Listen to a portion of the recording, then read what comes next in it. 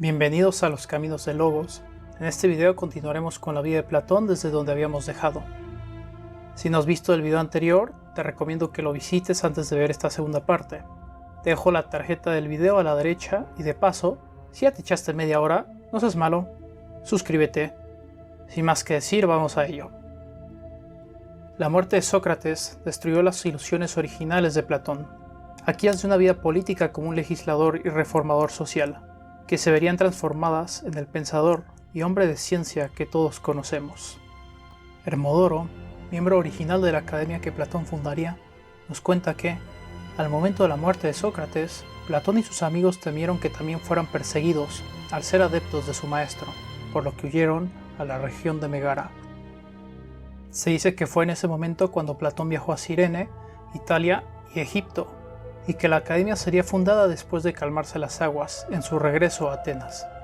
Aristóxeno, también llamado Aristógenes, nos relata que Platón sirvió en el ejército en 3 ocasiones, en las expediciones a Tanagra y a Corinto, y la tercera en Delio, donde ganó el premio al valor.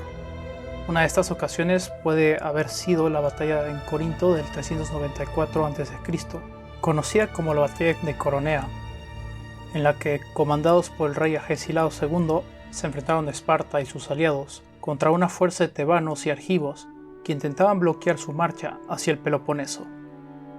La batalla terminó en la victoria espartana. La historia de estas campañas es probablemente cierta, pues Aristóxeno no estaba en absoluto bien dispuesto hacia Platón y no le daría el crédito para más de lo que podía ayudar. Es improbable, también, que Platón pudiera haber evitado el servicio militar por completo, incluso si ese lo hubiera deseado. Y por último, si fue a Fenicia, habría entrado en contacto más directo con el pensamiento del lejano oriente, con el que parece haber tenido algún conocimiento. No es en absoluto imposible que encontrara tiempo en estos viajes, en los que Cicerón sin duda creía, si suponemos que su servicio militar duró, más o menos, un par de años, para escribir algunos de los primeros diálogos, que sin duda ya habían sido compuestos antes del 387 a.C. Y casi con la misma certeza, después de la muerte de Sócrates.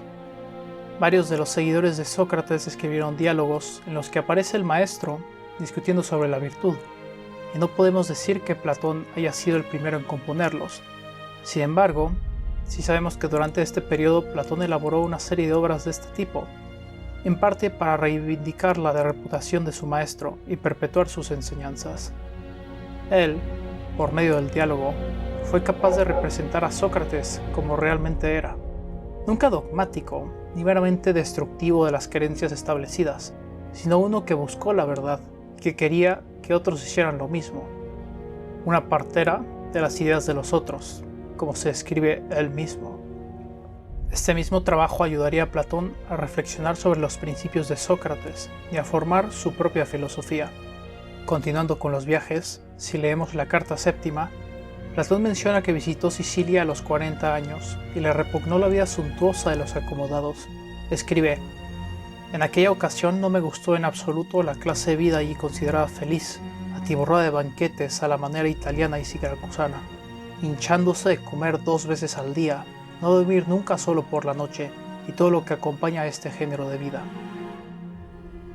De igual manera, nada menciona sobre el supuesto viaje a Egipto, aunque algunas de las observaciones hechas en las leyes sobre el arte y la música, la aritmética y los juegos de los niños egipcios tienen la apariencia de ser de primera mano. Ahora, gran parte de la historia de las actividades posteriores de Platón se puede leer en su propia carta, la Carta Séptima, que ahora se considera generalmente como genuina. En el 388 a.C., Platón, a la edad de 40 años, cruzó a Sicilia en su primer visita a la isla. Dionisio I, tirano de Siracusa, probablemente lo invitó él mismo.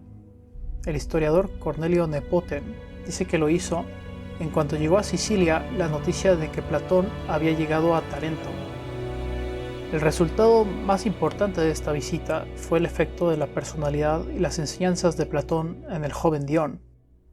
El efecto fue profundo, contribuyó en gran medida a determinar la perspectiva y dar forma a la carrera de uno de los personajes más interesantes de la historia de Sicilia. Dion tenía entonces unos 20 años, y Platón lo encontró ansioso por escuchar sus enseñanzas.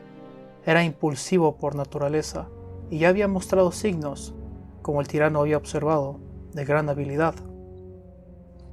Es notable, dice Plutarco, que a pesar de haber sido educado para comportarse como todo un tirano y haber sido completamente entrenado en la sumisión y el servilismo, en la adulación egoísta y en la exhibición vulgar, y del tipo de vida en el que el placer y la ganancia son el principal objetivo, en cuanto tuvo experiencia del sano razonamiento y la filosofía que conduce a la verdadera virtud, todo su corazón y toda su alma se llenaron de un ardiente entusiasmo por ello.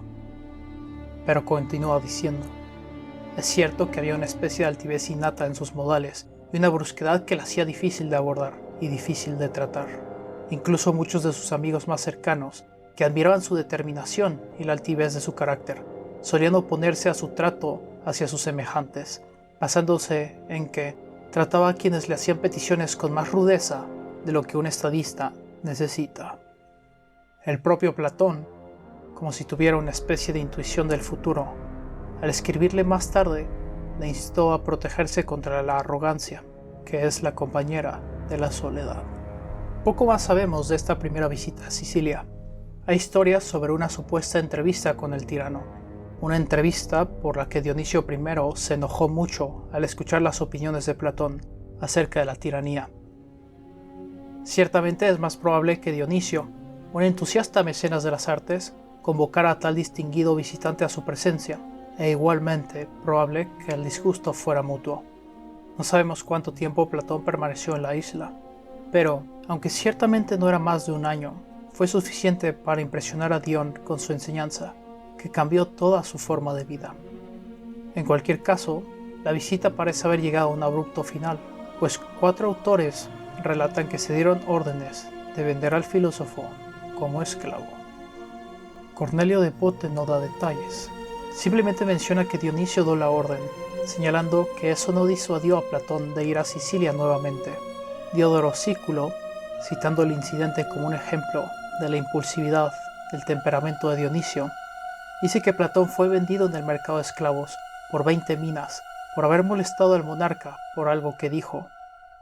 Se nos dice que unos amigos filósofos lo compraron y lo enviaron de nuevo en casa. Plutarco tiene una versión ligeramente diferente. Nos dice que los amigos de Dion habían acordado que Platón partiera en un barco que transportaba a Polide, el enviado espartano, y huir de Siracusa a Grecia, pero que Dionisio instó secretamente a Polide a asesinar a Platón en el camino, o al menos a venderlo como esclavo. Entonces Polide lo llevó a Egina y lo vendió allí. Por último, está el relato de Diógenes, que concuerda en gran medida con el de Plutarco. Diógenes escribe: por 3 veces estuvo de viaje en Sicilia, la primera para contemplar la isla y los cráteres del Etna. Fue entonces cuando Dionisio, el hijo de Hermócrates, que era el tirano, le obligó a tratar con él. Pero cuando Platón, conversando sobre la tiranía, afirmó que su derecho del más fuerte solo tenía validez si era también preeminente en virtud, entonces el tirano se sintió ofendido y enojado, y dijo: tus palabras son dignas de un anciano. Y Platón respondió: en cambio, las tuyas son las palabras de un tirano. Probablemente Platón insistió en que, más allá del vino y el desenfreno sexual en el que se había sumido el tirano, dándose placeres hasta hartarse, opulento y libre para dictar según sus deseos, irónicamente, él mismo estaba dejando que sus pasiones y sus impulsos lo fueran encadenando lentamente. Con esto se enfureció el tirano y en un principio se dispuso a asesinarlo. Luego no lo hizo, disuadido por Dion y Aristómenes, pero le entregó al lacedemonio Polide, que había llegado en una embajada, para que lo vendiera como esclavo. Este lo condujo a Egina y lo puso a la venta. Pero entonces Carmandro, hijo de Carmandrides, decretó contra él la pena de muerte, según la ley que se había promulgado en el país, de que el primer ateniense que desembarcara en la isla fuera ajusticiado sin juicio. Era él mismo quien había propuesto la ley, según dice Favorino en su Historia Miscelánea. Pero al comentar uno, si bien por bromas que era el filósofo el que había desembarcado, lo indultaron. Algunos refieren que lo condujeron hasta la asamblea y que al ser interrogado no pronunció palabra, dispuesto a aceptar lo que fuera, en ecos de su antiguo maestro. Y ellos decidieron no darle muerte, sino venderlo a la manera de los prisioneros de guerra.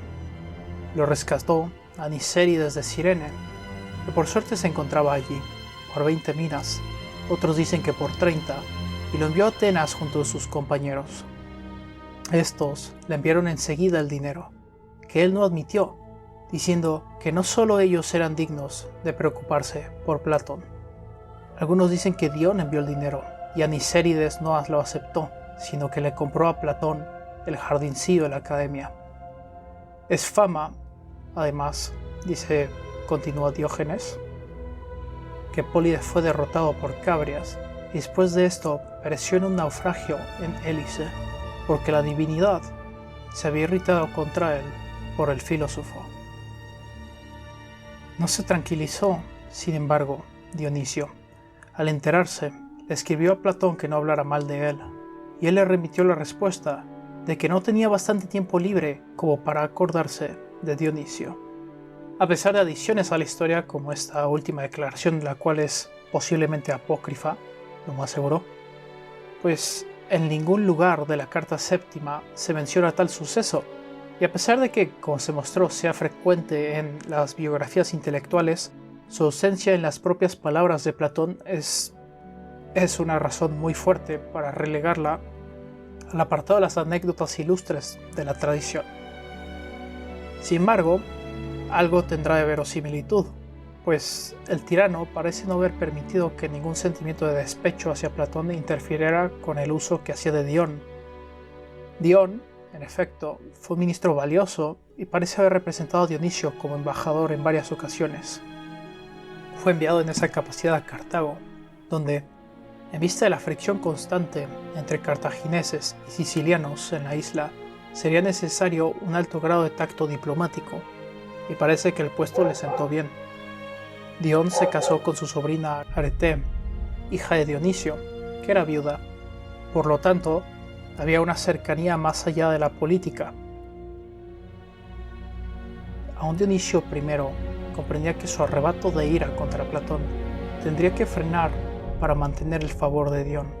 Cuando Dionisio I enfermó en el 367 a.C., Dion intentó obtener la nominación de unos de sus sobrinos, los hermanos de Arete, como herederos al trono. Pero los médicos, ansiosos por ganarse el favor del aparente heredero, Dionisio II, el joven, hijo del tirano de un matrimonio anterior, no le dieron ninguna oportunidad. Plutarco relata que, según Timeo, después de un opulente banquete, ebrio de pies a cabeza, Dionisio el Viejo, aficionado a las tragedias, el célebre canto de la Ilíada sobre el rescate de Héctor, y al terminar el canto pidió un somnífero, pero su hijo, sigilosamente, intervino y le dio uno que no solo le dejó inconsciente, sino que le hizo morir mientras dormía. El joven Dionisio le sucedió en el trono como Dionisio II.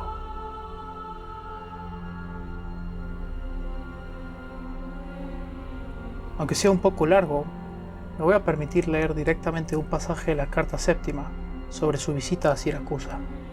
Dice Platón: pues bien, ¿cómo puedo decir que mi llegada a Sicilia fue el principio de todo lo que ocurrió?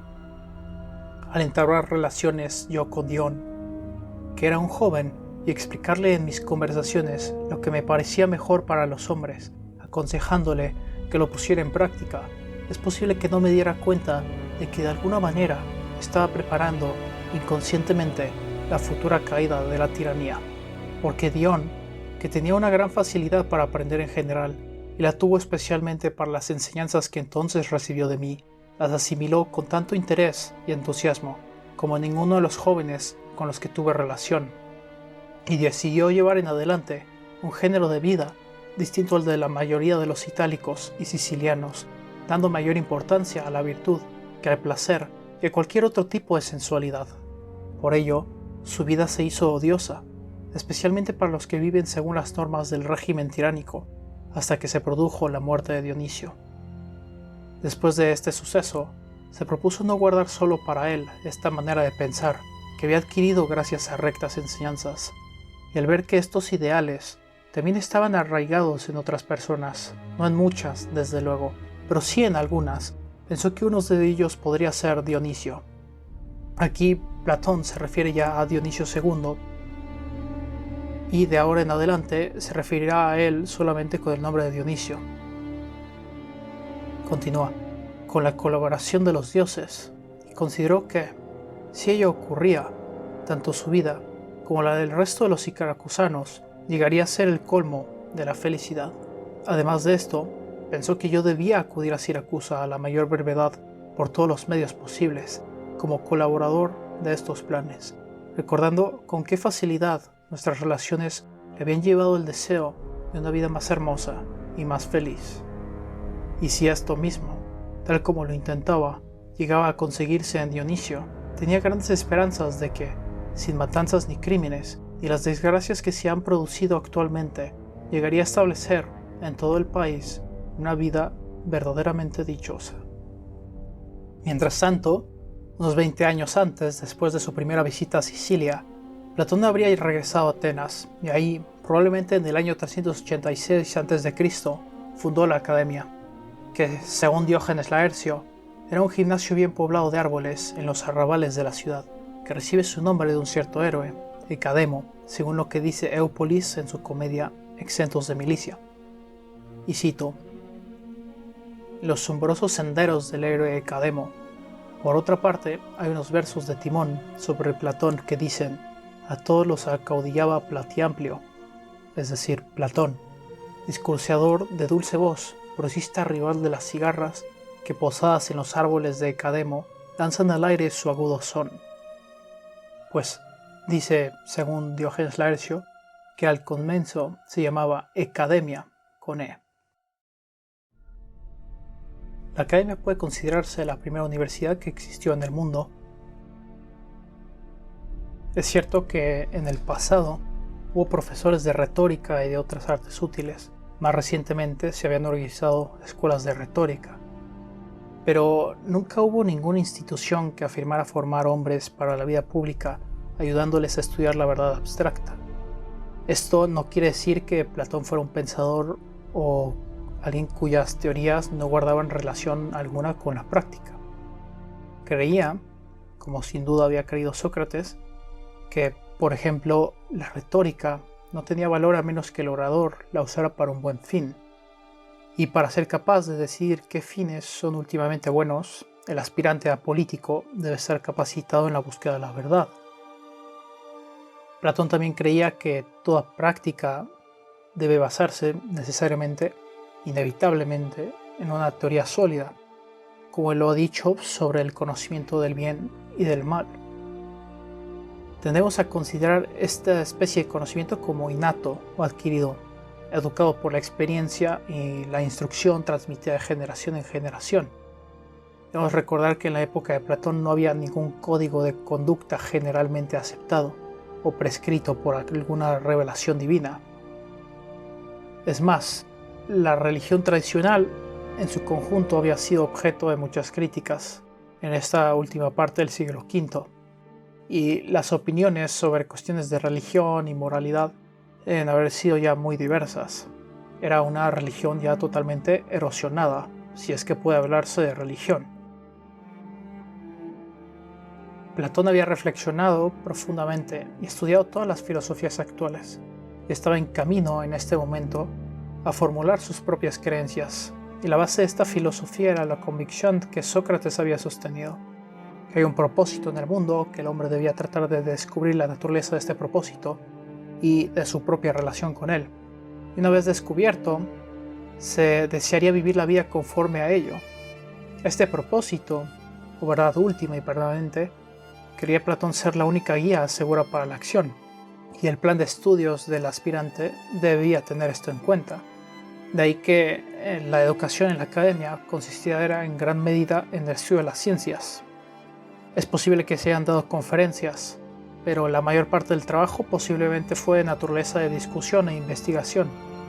La elección de un programa de estudios científicos tendría, en opinión de Platón, tres ventajas principales: fomentar el estudio de la verdad fáctica, mientras que la literatura y las artes eran ocupadas en gran medida por los sentidos y las emociones.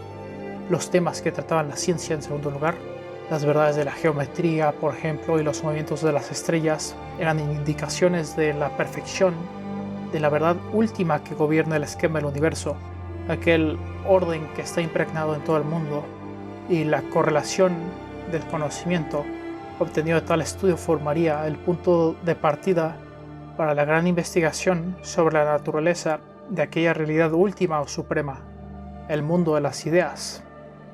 Es decir, una base de conocimiento holístico sirva para ilustrar lo que acabo de mencionar el propio Platón, quien, además de sus reflexiones estrictamente filosóficas de nivel superior, se dice, como se ha mencionado en el video anterior, que cultivó diferentes ramas del conocimiento, como las matemáticas, la poesía, la retórica, la música e incluso, si puede considerarse conocimiento o formación, la destreza física. Esta educación es una preparación para la filosofía, una especie de predisposición del alma para recibir la verdad. Hay grados en el conocimiento, y aunque es un tema extenso en Platón que podremos abordar cuando tratemos el célebre mito de la caverna y la alegoría de la línea, podemos decir que el progreso o elevación del conocimiento en Platón es proporcional a la abstracción mental, de modo que se va prescindiendo de la materia en los objetos contemplados, y por lo tanto de los sentidos, para abordarlos exclusivamente con la razón. Ahora, sobre esta realidad última, el cual el hombre asume con el instrumento de la razón, ya es estrictamente metafísica y, a diferencia de la preparación anterior, prescinde de los sentidos. Esta etapa final, en la búsqueda de la verdad, se llevaría a cabo en la medida en que el intelecto alcance por medio de un proceso que Platón llamó dialéctica. Esto lo trataremos de nuevo en otro video. Aquí bastará decir que Platón con esta palabra planteaba un intento, por medio de argumentos intelectuales, de obtener cierta comprensión del principio que subyace al esquema de la realidad y de todas las cosas, el bien, como lo llamó él mismo, a la luz del cual todo aquí en el mundo vendría a tener significado y ser visto en su perspectiva adecuada. No solo aquello, sino que vendría a ser, pues a las cosas les llega el existir a partir del bien. O como leemos en el pasaje supremo de la República, entonces lo que aporta la verdad a las cosas cognoscibles y otorga al que conoce el poder de conocer, puedes decir que es la idea del bien. Por ser causa de la ciencia y de la verdad, concíbela como cognoscible, y aun siendo bellos tanto el conocimiento como la verdad, si estimamos correctamente el asunto, tendremos a la idea del bien por algo distinto, más bello por ellas.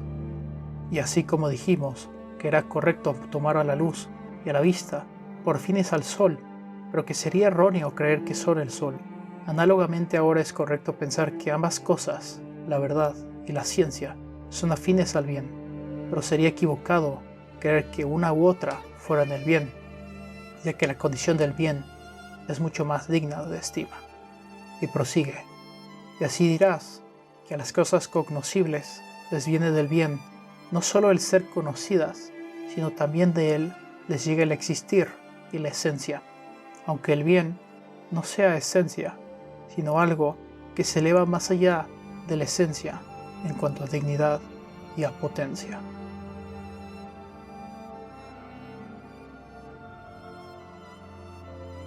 Ya podremos ahondar mucho más en este pasaje, probablemente el más místico y elevado de los diálogos platónicos.